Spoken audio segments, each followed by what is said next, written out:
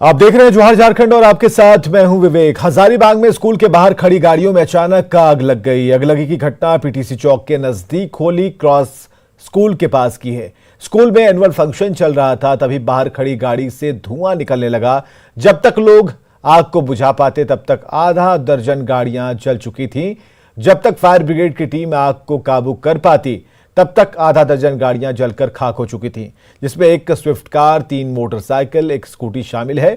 आग लगी कैसे, इसका पता नहीं चल पाया है।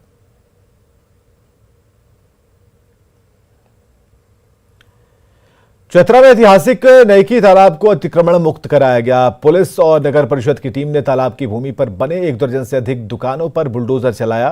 दरअसल 2 करोड़ 34 लाख की रकम से तालाब का जीर्णोद्धार होना है, लेकिन लोगों ने तालाब की जमीन को अतिक्रमण कर अवैध रूप से दुकानें बना ली थी। अतिक्रमण हटाओ अभियान को देखते हुए कुछ लोगों ने खुद अपनी दुकान को तोड़ना शुरू कर दिया। इसके बाद प्रशासन ने उन्हें 24 घंटे की मोहलत दी है।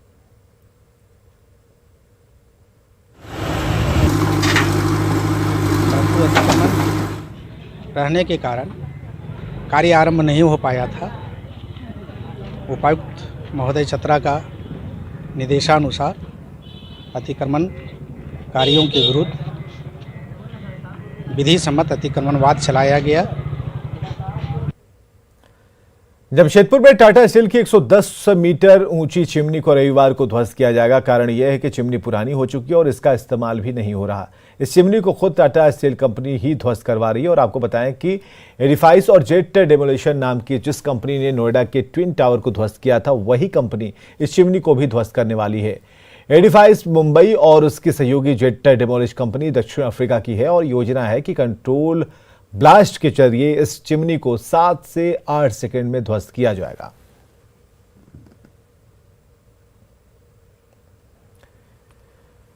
झारखंड छत्तीसगढ़ की सीमा पर स्थित बूढ़ा पहाड़ पर चलाए जा रहे ऑपरेशन ऑक्टोपस के जरिए सुरक्षा बलों ने नक्सलियों की कमर तोड़ दी है। सीआरपीएफ के आईजी अमित कुमार की माने तो झारखंड नक्सल मुक्त होने के कगार पर है। जल्द ही पूरे झारखंड से नक्सलियों का सफाया हो जाएगा। ऑपरेशन ऑक्टोपस ने तोड़ी नक्सलियों की कमर।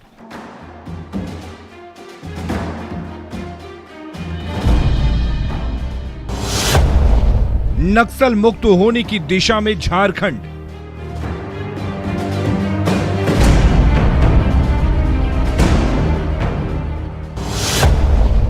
जल्द ही हो जाएगा लाल आतंक का खात्मा।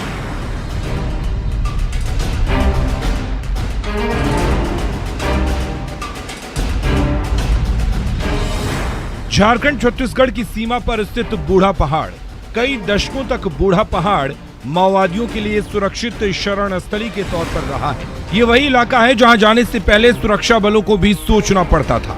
बूढ़ा पहाड़ से लाल आतंक के खात्मे के लिए सुरक्षा बलों ने ऑपरेशन ऑक्टोपस की शुरुआत की।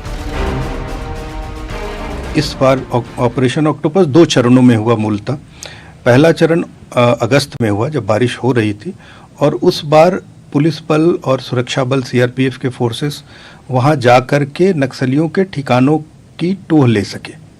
और उसके बाद दूसरा चरण सितंबर के पहले सप्ताह में हुआ, और उसी दौरान हम लोगों ने 4 कैंप वहां स्थापित कर दिए। ऑपरेशन ऑक्टोपस को 2 चरणों में चलाया गया। पहले चरण की शुरुआत अगस्त के महीने में हुई। सीआरपीएफ के जवान बूढ़ा पहाड़ पर पहुंचे। जवानों ने इलाके का जायजा लिया, वहां के हालात को समझा। दोबारा सितंबर के शुरुआत में ऑपरेशन ऑक्टोपस का दूसरा चरण शुरू किया गया। ये अभियान इतना मारक था कि इसने नक्सलियों की कमर तोड़ दी। बड़े बड़े नक्सलियों ने या तो सरेंडर कर दिया या मार दिए गए। सुरक्षा बलों ने भारी मात्रा में हथियार जब्त किया। सुरक्षा बलों को मिली कामयाबी का अंदाजा इसी बात से लगा सकते हैं कि इस अभियान में अब तक 629 आईईडी बरामद किए जा चुके हैं। नक्सलियों ने जो अपना साजो सामान, हथियार, बम गोले जो छिपा करके रखे हुए थे फ्यूचर यूज के लिए, उसकी बरामदगी की जा रही है। तो अभी तक हम लोगों ने वहाँ 629 आईईडीज बरामद किए हैं बूढ़ा पहाड़ के इलाके से, और हमारे कैंप अब वहाँ पूरी तरह से डोमिनेंट पोजीशन में है। बूढ़ा पहाड़ झारखंड के 3 जिलों तक फैला हुआ है, चाईबासा, खूंटी और सरायकेला। बूढ़ा पहाड़ सहित पारसनाथ पहाड़ी को भी नक्सल मुक्त करा लिया गया है। सीआरपीएफ के आईजी अमित कुमार का दावा है कि सिर्फ कोल्हान का इलाका बाकी है और उसे भी 1 से 1.5 महीने में पूरी तरह से नक्सल मुक्त करा लिया जाएगा। 3 मेजर कॉन्सेंट्रेशन ऑफ नक्सल्स जो झारखंड में हुआ करते थे वो पूरी तरह से अब सीआरपीएफ के कब्जे में है। एक चौथा कॉन्सेंट्रेशन अभी बचा हुआ है जो चाईबासा में कोल्हान में है, कोल्हान फॉरेस्ट है, उस इलाके में अभी कुछ उनकी मौजूदगी है, जिससे हमें उम्मीद है कि अगले 1 से 2 महीनों में हम उसको अपने कब्जे में लेने में सफल रहेंगे। झारखंड जैसे राज्य के लिए नक्सल समस्या एक बहुत बड़ी चुनौती रही है, लेकिन जिस ढंग से बूढ़ा पहाड़ पर चलाया गया ऑपरेशन ऑक्टोपस कामयाब हुआ, उसकी कामयाबी से तो यही लगता है कि जल्दी ही पूरा झारखंड लाल आतंक से मुक्त हो जाएगा। Bureau report, news 18 Bihar Jharkhand.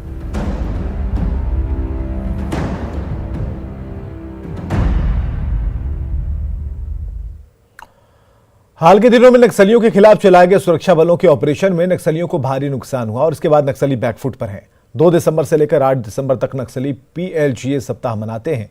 Peoples liberation guerrilla army की 22वीं वर्षगांठ को लेकर नक्सलियों ने 27 पेज का एक सर्कुलर जारी किया है और इस सप्ताह के दौरान नक्सली किसी भी वारदात को अंजाम दे सकते हैं और इसे लेकर झारखंड पुलिस अलर्ट मोड में है और इस बात की जानकारी IG अभियान अमोल वेणुकांत होमकर ने दी है।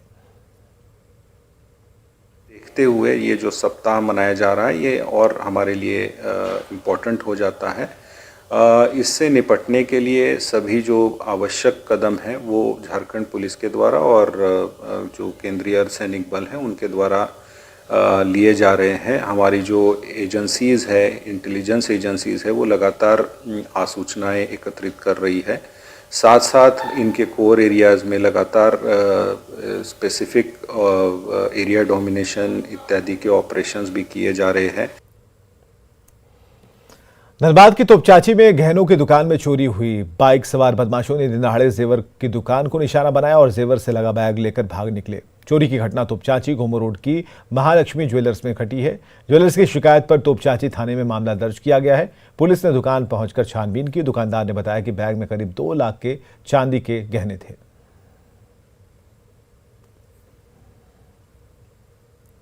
दुकान खोले, झाड़ू लगाए, उसके बाद सामान वामान लगाए, पूजा के लिए पानी लाने गए, उसी में आया अज्ञात आदमी बैग उठा के लेके भाग गया।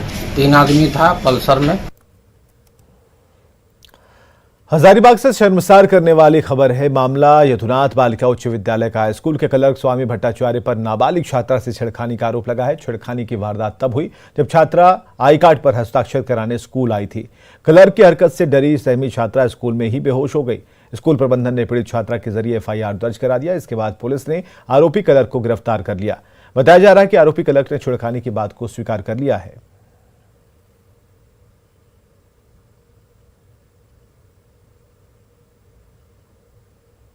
के बाद कल हमारे क्लर्क को स्वामी भट्टाचार्य जी को पुलिस अरेस्ट करके ले गए।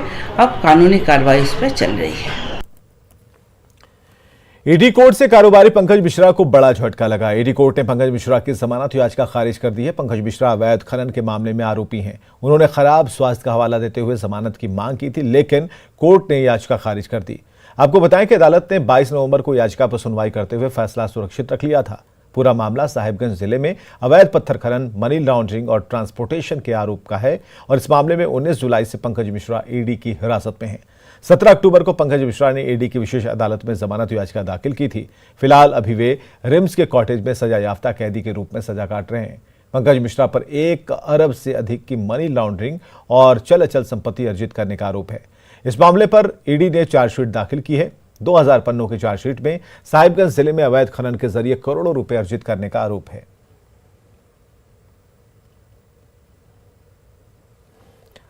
रांची में कृषि मंत्री बादल पत्रलेख की अध्यक्षता में कृषि विभाग के अधिकारियों और सभी जिलों के उपायुक्तों की बैठक हुई। बैठक में किसानों की कर्ज माफी, सुखाड़, मुख्यमंत्री पशुधन योजना समेत कई मुद्दों पर चर्चा की गई। 22 जिले के 226 प्रखंड के किसानों को प्रति राशन कार्ड 3500 रुपए दिए जाएंगे और इसका लाभ भूमिहीन किसानों को मिलेगा। यही नहीं, केंद्र सरकार की एक टीम सुखाड़ प्रभावित क्षेत्रों का दौरा करेगी। बैठक में फैसला लिया गया कि अब मुख्यमंत्री सुखाड़ राहत योजना के लिए CSC को 40 रुपए नहीं देने होंगे। वहीं मुख्यमंत्री सुखाड़ राहत योजना के लिए भी अब लैंड पोजीशन सर्टिफिकेट की जरूरत नहीं होगी। सरकार आपके द्वार के तहत जो मुख्यमंत्री पशुधन योजना का स्टॉल लगा था मेरे विभाग का, उसमें जितने भी आवेदन आए हैं, आने वाले दिनों में सबको हमें इस योजना का लाभ देना है। 30 से 35 लाख किसान राज्य में इसका लाभ उठा पाएंगे ऐसा अनुमानित है और 3500 की अग्रिम राशि दी जा रही है और भारत सरकार से भी सहायता राशि का हम लोगों ने अधियाचना भेजा है। रांची के मोरहाबादी मैदान में एक्सपो 2022 की धूम देखी जा रही है। एक्सपो कई आउटलेट्स वहां पर मौजूद हैं, साथ में खाने पीने की व्यवस्था है। भारतीय आउटलेट्स के अलावा विदेशी आउटलेट्स भी रांची वासियों के आकर्षण का केंद्र हैं। बांग्लादेश की प्रधानमंत्री शेख हसीना जिस ब्रांड की साड़ी पहनती है, उस ब्रांड की साड़ी रांची के मोरहाबादी मैदान में मिल रही है, तो वहीं अफगानिस्तान के ड्राई फ्रूट्स भी मौजूद हैं। एक्सपो में रंगारंग कार्यक्रम भी रांची के लोगों को आकर्षित कर रहे हैं। जामदानी जो बांग्लादेश का ट्रेडिशनल साड़ी होता है, ढाकाई जामदानी जो हाथ से होता है, ठीक है, ये हाथ से होता है सब साड़ी, वो भी कातन है। क्या दाम है इसका? इसका 3000 से स्टार्टिंग हमारा पास 20,000 तक है। ममता बनर्जी यही पहनती है? नहीं, मेरा देश का शेख हसीना बांग्लादेश का जो प्राइम मिनिस्टर शेख हसीना पहनता है। रांची के सदर अस्पताल और रिम्स पर मरीजों का बोझ कम करने के लिए रांची नगर निगम और स्वास्थ्य विभाग ने कमर कस ली है। इसे लेकर राजधानी में 24 जगहों पर urban health and wellness centre खोलने की तैयारी है।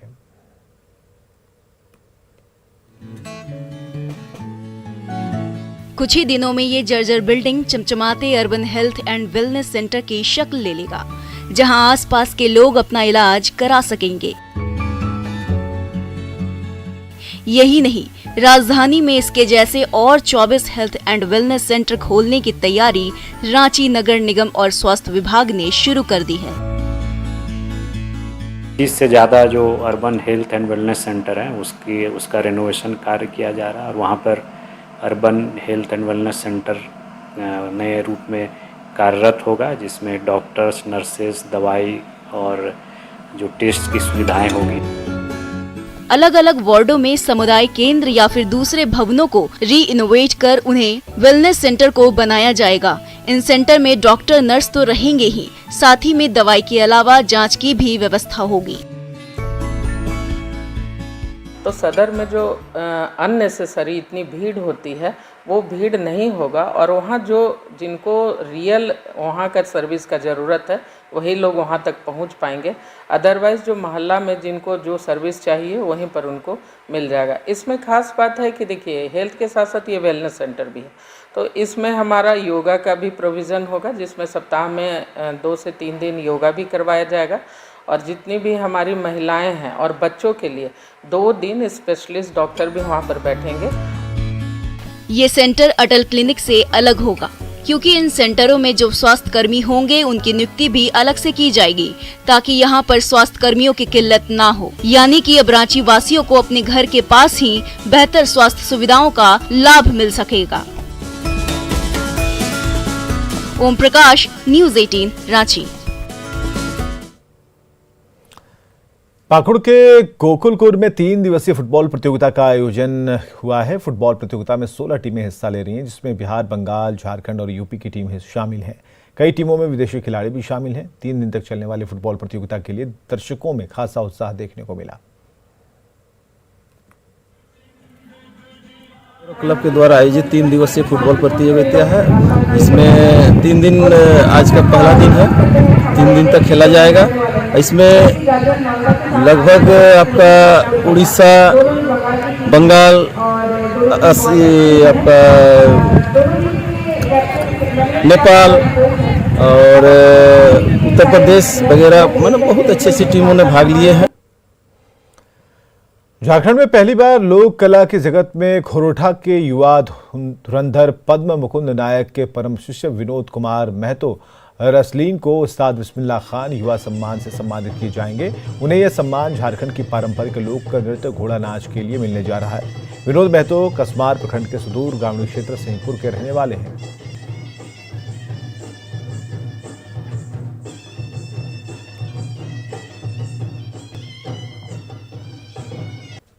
तो आप लोग को जोहार, आपके चैनल के माध्यम से हम ये कहना चाहते हैं कि ये सम्मान हमको नहीं मिला है। हमारी झारखंड की भाषा संस्कृति का सम्मान मिला है। ये युवाओं को एक प्रेरित करने का एक युवाओं को सम्मान मिला है जो हमारे झारखंड के हैं। उन लोगों को मिला है जो आज ये कला प्रेमी हैं, कला साधक हैं, उन लोगों को मिला है। ये व्यक्तिगत हमें नहीं मिला है। इसलिए आप लोगों को तहे दिल से आभार है। शुक्रवार को झारखंड के मशहूर रंगकर्मी अजय मलकानी को उस्ताद बिस्मिल्लाह खान युवा पुरस्कार 2020 से सम्मानित करने की घोषणा की गई। न्यूज़ 18 से बातचीत में उन्होंने अपनी खुशी को साझा करते हुए काम के बारे में जानकारी दी। उन्होंने बताया कि अपने निर्देशन में उन्होंने उन शहीदों को दर्शाया जिनकी झारखंड में बहुत बड़ी भूमिका रही है। झारखंड के 6 कलाकारों को संगीत नाटक अकादमी पुरस्कार से पुरस्कृत करने की घोषणा की गई है। हमारे साथ मौजूद हैं अजय मलकानी, सीधे इनसे बात करेंगे। सर, सबसे पहले आपको बहुत बहुत बधाई न्यूज़ 18 की ओर से। उल गुलान को आपने डायरेक्ट किया है, उसकी क्या कहानी है, थोड़ा हमारे न्यूज़ 18 दर्शकों को बताएं। देखिए, उल गुलान नाटक मैंने 2 वर्षों के रिसर्च के बाद लिखा, खुद लिखा, उसकी परिकल्पना की और निर्देशन दिया। उल गुलान दरअसल पूरे झारखंड की गाथा है, झारखंड का इतिहास है। नाटक के माध्यम से भारत के इतिहास को बहुत तोड़ा मरोड़ा गया और इसमें पुनर्लेखन की आवश्यकता है। तो मैं अपने नाटकों के माध्यम से झारखंड के न केवल शहीद बल्कि ऐसे बहुत सारे स्वनाम धन्य अनाम शहीद हैं जिनको बारे में देश नहीं जानता है, विश्व नहीं जानता है। अब तेलंगा खड़िया को कितने लोग जानते हैं, शेख भिखारी को कितने लोग जानते हैं। तो ऐसे लोगों के जीवन गाथा को आगे बढ़ाते हुए उल गुलान का एक जो दूसरा सीक्वल मैं बनाना चाहता हूँ। तो ये थे हमारे साथ अजय मलकानी, जिन्होंने उल गुलान फिल्म का नाटक का इन्होंने बेस्ट परफॉर्मेंस किया है और इन्हें संगीत नाटक अकादमी से नवाजा गया है। कैमरामैन संजीव तिवारी के साथ धीरजन सिंह, न्यूज़ 18 रांची। पूर्वी सिंहभूम के ढुकरीडीह गांव के रहने वाले दुर्गा प्रसाद मुर्मू को संथाली संगीत के लिए उस्ताद बिस्मिल्लाह खान युवा पुरस्कार 2020 और 2021 के लिए चयनित किया गया। दुर्गा मुर्मू को मिलने वाले इतने बड़े सम्मान से पूरे इलाके के लोगों में खुशी है। दोनों पैरों से दिव्यांग दुर्गा प्रसाद मुर्मू ने अब तक 200 से अधिक गीत लिखे हैं, जिनमें 100 संथाली गीत हैं। इन्होंने संथाली परंपरा पर किताब लिखी है, लेकिन आर्थिक तंगी की वजह से किताबें छप नहीं पाईं। दुर्गा प्रसाद मुर्मू ने अपनी पहली पत्नी की मौत के बाद संथाली गीत लिखना शुरू किया था, जो पूर्व प्रधानमंत्री इंदिरा गांधी की हत्या के बाद ऑल इंडिया रेडियो पर 7 दिनों तक बजता रहा। आज दुर्गा मुर्मू बच्चों को संथाली गीत सिखाते हैं। मिल रहा है इतना बड़ा और भारत सरकार द्वारा, ये सबसे बड़ी खुशी की बात है। ये खुशी के तो उनको हम समझे, भारत सरकार के जितने अधिकारी लोग हैं, जितने हमारे बड़े बड़े नेता लोग हैं, प्रधानमंत्री हैं और हमारे क्या बोलेंगे बहुत प्रधानमंत्री भी हैं, उसके बाद क्या बोलेंगे हमारे प्रेसिडेंट सब हैं। इन लोग को बहुत धन्यवाद दूंगा कि हमको अवार्ड हमको दिया जा रहा है। और जितने मेरे साथ जो हमको प्रयास दिया, हमको साथ दिया, उसको भी धन्यवाद दूंगा कि हमको इतना साथ के अवार्ड तक हमको पहुंचाया, उसको भी धन्यवाद। प्रयास किया ना वो वाला सक्सेस हो गया ना, बहुत अच्छा लगता है हमें। हाँ, मदद तो करते हैं बहुत, सब चीज। ये तो